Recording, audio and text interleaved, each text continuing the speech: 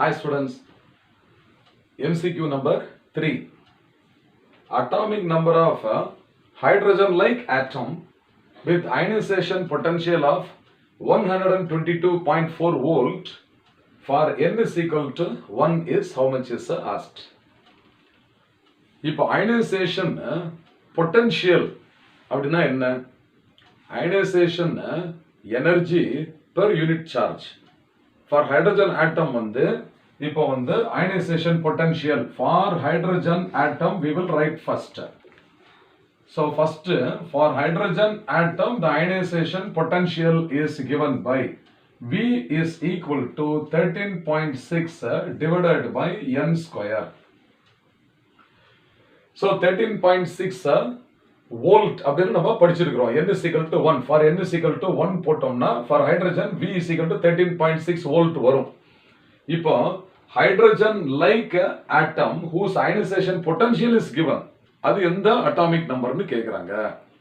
அப்போ நம்ம வந்து 13.6 volt இருந்தால் அது ஹைட்ரஜன் ஆட்டம். அப்போ 122.4 volt இருக்கக்கூடிய ஆட்டத்துடைய அட்டாமிக் நம்பர் என்ன அப்படின்னு கேக்குறாங்க. அப்போ for hydrogen like atom, okay, for hydrogen like atom having atomic number Z, the ionization potential is given by 13.6 divided by n square into Z square. இதுதான் formula. So இந்த ஈக்குவேஷன்ல n is equal to 1 னு கொடுத்திருக்காங்க. நம்ம Z கண்டுபிடிக்கணும்.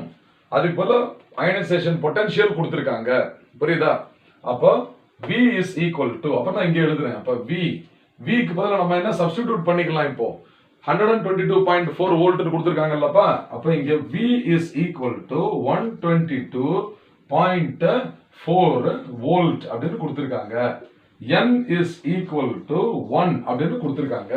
அது ரெண்டையும் இங்க substitute பண்ணி Z கண்டுபிடிக்கணும். அவ்வளவுதான். அப்போ லெஃப்ட்ல வந்து 122.4 okay is equal to 13.6 into Z square. ஏன்னா n is equal to 1 அதனால n square is equal to 1 ன்னு போட்டாச்சு. இப்போ Z square okay or Z square is now equal to 122.4 divided by 13.6. இப்போ நியூமரேட்டர் அண்ட் டினாமினேட்டர் ரெண்டையுமே வந்து 10 ஆல multiply பண்ணிக்கலாம்ப்பா.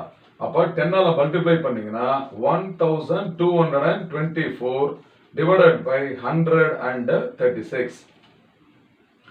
இப்படி டிவைட் பண்ணீங்கன்னா எக்ஸாக்ட்டா 9 அப்படினு வருது.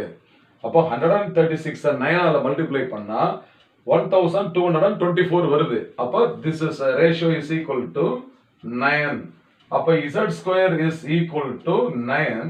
அப்ப Z is equal to 3 அப்படினு வந்துருது அட்டாமிக் நம்பர்.